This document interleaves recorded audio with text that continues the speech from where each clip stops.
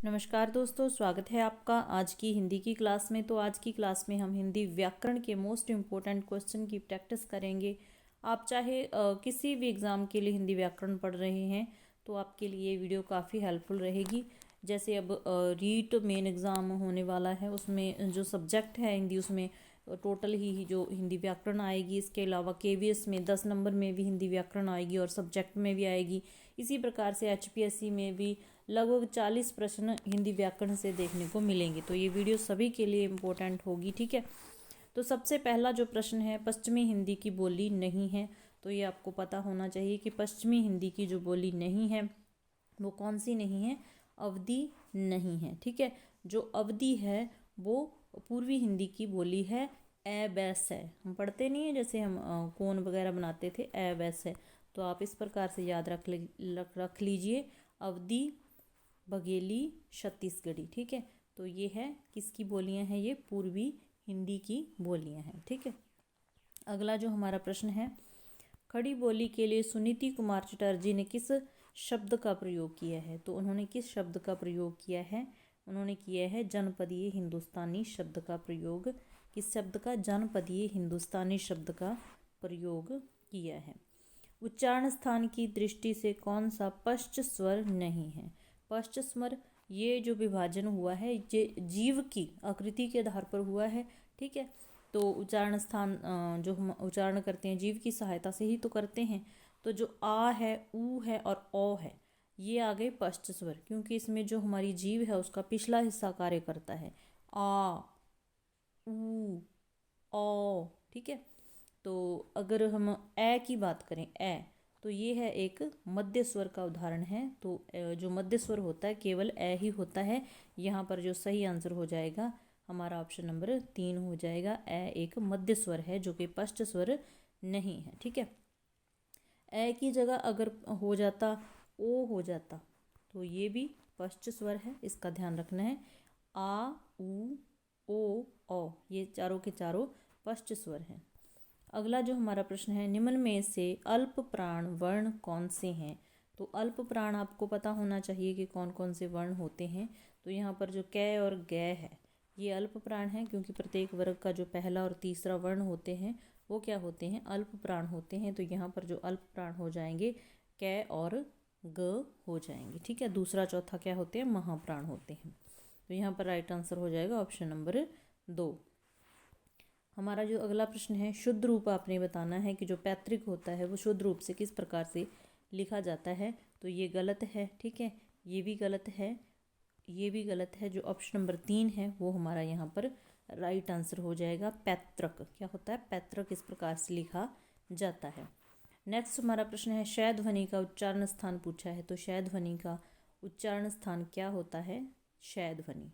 शय ध्वनि का जो उच्चारण स्थान होता है, शय शय बोल के देखिए तो क्या होता है, तालव्य होता है।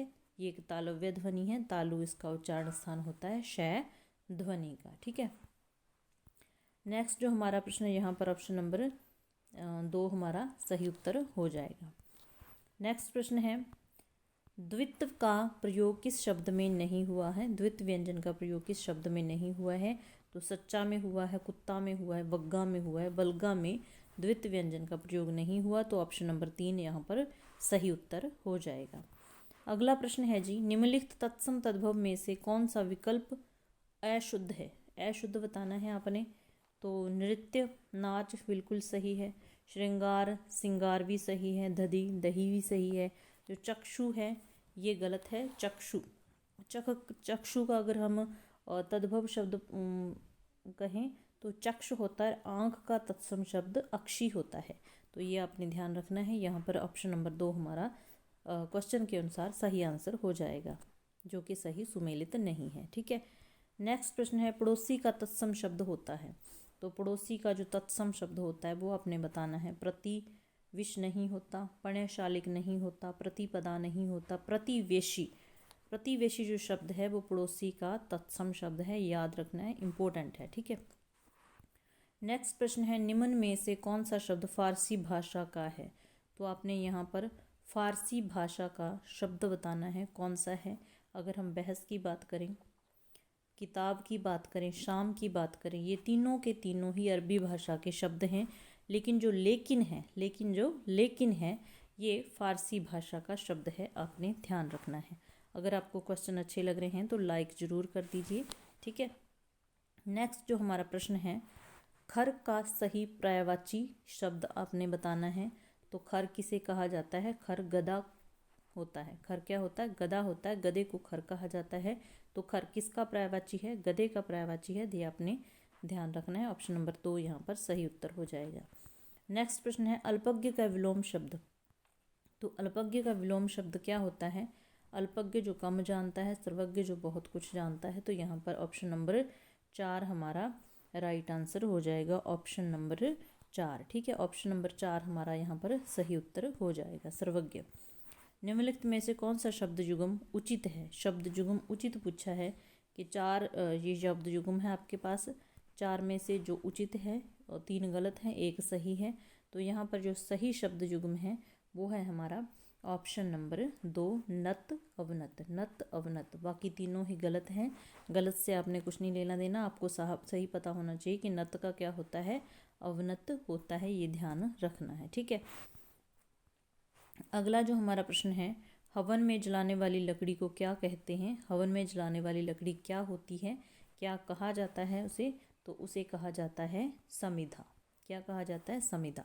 इस बात का आपको ध्यान रखना है, ठीक है।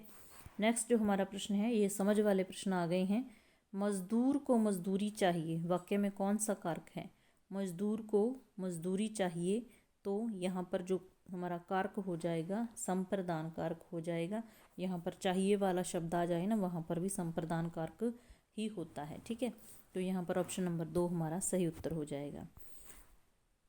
नेक्स्ट है जी, नम्रता से बात करो। नम्रता से बात करो, वाक्य में कारक आपने बताना है।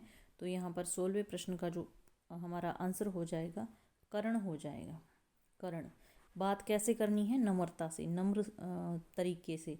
तो यहाँ पर जो मतलब कि क्रिया संपन्न होने का साधन नम्रता है, तो यहाँ पर क्या हो जाएगा?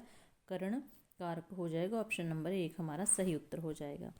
नेक्स्ट जो हमारा प्रश्न है, जो कहा गया है वही करो, वाक्य में किस सर्वनाम का प्रयोग हुआ है? जो कहा गया है वही करो, तो यहाँ पर जो कहा गया है वही करना है। तो इसका मतलब क्या है? यहाँ पर स्वंदवाचक सर्वनाम है। कौन सा सर्वनाम है? स्वंदवाचक सर्वनाम है, आपने ध्यान रखना है, ठीक है। नेक्स्ट जो हमारा प्रश्न है, वह नेता विधायक है। वह नेता विधायक है में कौन सा विशेषण है? वह नेता विधायक है। तो यहाँ पर हमारा जो ऑप्शन चौथा है वो बिल्कुल सही आंसर हो जाएगा, सार्वनामिक विशेषण। तो यह सार्वनामिक विशेषण का उदाहरण है, ठीक है। यहाँ पर सार्वनामिक विशेषण हमारा सही उत्तर हो जाएगा। अगला जो प्रश्न है हमारा, अपना पाठ पढ़कर खेलो में कौन सी क्रिया है? अब तक आप लोगों ने सब कुछ पढ़ लिया, अच्छे से तैयारी कर ली है, तो बस अब अपनी प्रैक्टिस करनी है। ये सारे क्वेश्चन प्रैक्टिस के लिए हैं, तो आप लगाते चलिए साथ के साथ, ठीक है। तो अगर किसी क्वेश्चन में डाउट वगैरह हो तो बिल्कुल अपना सुझाव दे सकते हैं, ठीक है। अगला जो हमारा प्रश्न है, अपना पाठ पढ़कर खेलो में कौन सी क्रिया है? यहाँ पर क्रिया बतानी है आपने। तो यहाँ पर कौन सी क्रिया हो जाएगी? अपना पाठ पढ़कर खेलो, पहले पाठ पढ़ो फिर खेलो। तो यहाँ पर क्या हो जाएगी? पूर्वकालिक क्रिया हो जाएगी। कौन सी क्रिया हो जाएगी? पूर्वकालिक क्रिया यहाँ पर हो जाएगी।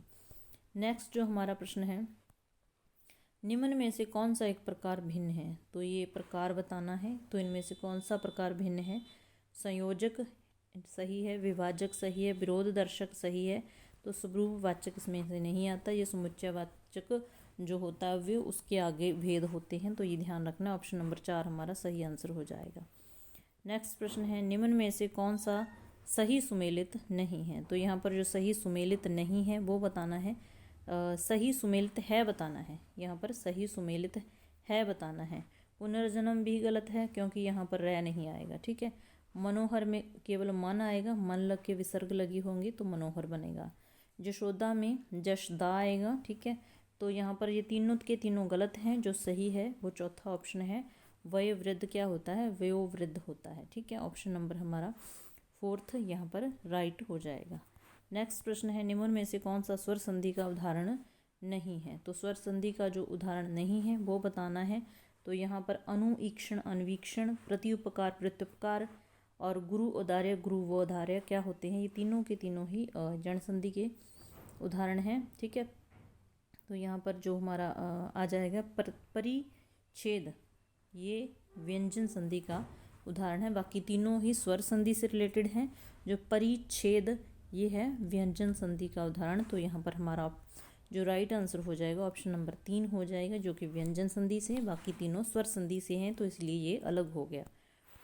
अगला जो हमारा प्रश्न है, विवादाग्रस्त में कौन सा प्रत्यय है। तो यहाँ प्रत्यय पूछा गया है, तो आपको बताना है विवादाग्रस्त में प्रत्यय कौन सा। वैसे तो ग्रस्त जो प्रत्यय हम शब्द बोल रहे हैं जो पीछे छूट जाए वो प्रत्यय होता है, तो यहाँ पर प्रत्यय कौन सा हो जाएगा, ग्रस्त। ये नहीं होता, त नहीं होता, अस्त नहीं आएगा, तो यहाँ पर जो हमारा राइट आंसर हो जाएगा ग्रस्त ही आएगा, विवादाग्रस्त। ठीक है, अगला जो हमारा प्रश्न है, इनमें से कौन सा सही सुमेलित नहीं है।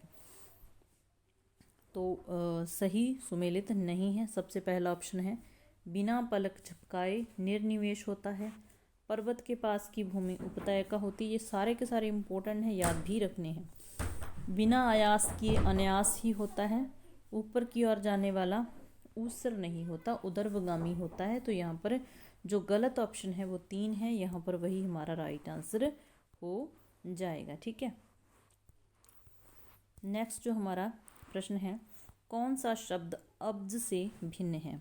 तो यहाँ पर जो अब्ज से भिन्न शब्द है वो कौन सा है, कमल होता है, चंद्रमा होता है, कपूर होता है, शंख होता है, ये चारों याद रखने हैं। उमंग यहाँ पर नहीं होता, राइट आंसर हो जाएगा ऑप्शन नंबर 1। तो ये थे हमारे 25 प्रश्न व्याकरण से रिलेटेड। अगर क्लास अच्छी लगी तो लाइक करके चैनल को सब्सक्राइब कर लेना।